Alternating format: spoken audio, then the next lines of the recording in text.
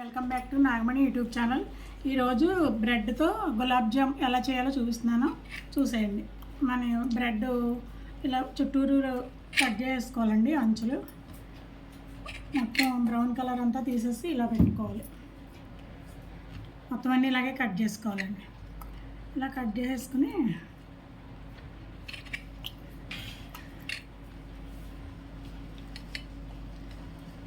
Gulab jam powder ఏం లేకుండా ఇలా దీంతో చేసుకుంటే బాగుంటుందండి.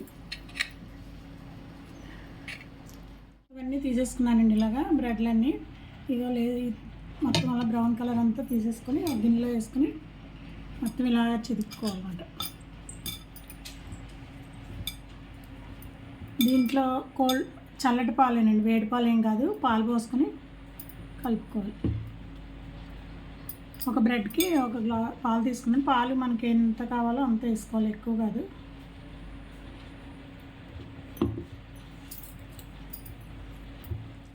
పిండిలాగా మరీ అంత గట్టిగా కాదు, సాఫ్ట్గా కాకుండా కలుపుకోవాలి. కలిపేసుకుని దీన్ని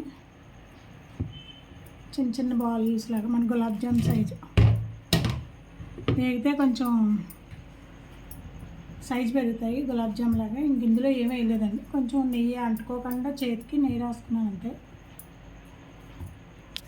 పాకానికి ఒక స్టీల్ గిన్నె పెట్టేసుకున్నాను. దీంట్లో గ్లాసుడు పంచదార వేసుకుంటున్నాను. షుగర్ వేసుకున్న తర్వాత అది ఎంత అయితే వేసుకున్నానో అంత వాటర్ వేసుకుని పంచదార కరుగుతూ ఉంటుంది. దాంట్లో పెట్టేసుకున్నాను.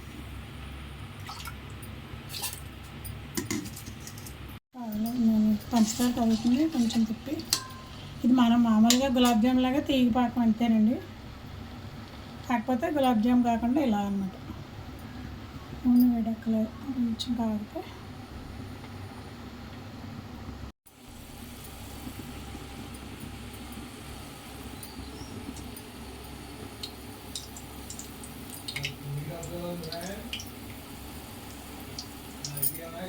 గోల్డెన్ కలర్ మన మామూలు గులాబ్ జాములు ఎలా వేయించుకుంటాం అలాగా పైలో పెడితే మళ్ళీ బాగోదు. గోల్డెన్ కలర్ వచ్చే వరకు వేయించుకో.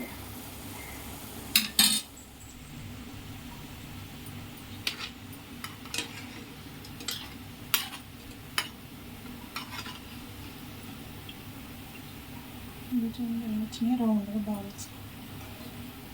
పాకం ఉడికింది చాలు.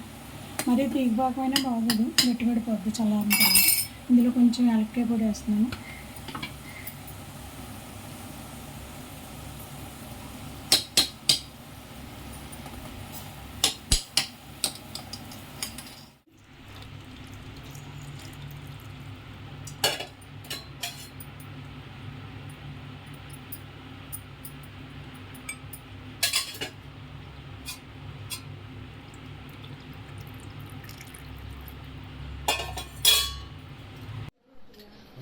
గులాబ్ జామ్ టేస్ట్ చూసి చెప్పండి, ఎలా ఉందో టేస్ట్ చూసి.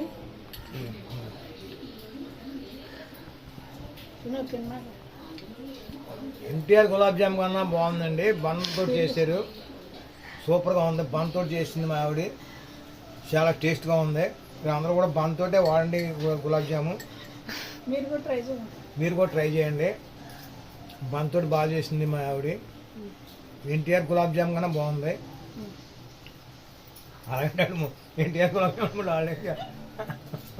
బ్రెడ్ గులాబ్ జామ్ రెడీ అండి. చాలా టేస్టీగా ఉంటుంది. ట్రై చేయండి మీరు కూడా, చాలా బాగుంటుంది. మా ఛానల్ కనుక నచ్చినట్లయితే లైక్ చేయండి, షేర్ చేయండి, సబ్స్క్రైబ్ చేయండి. బాయ్.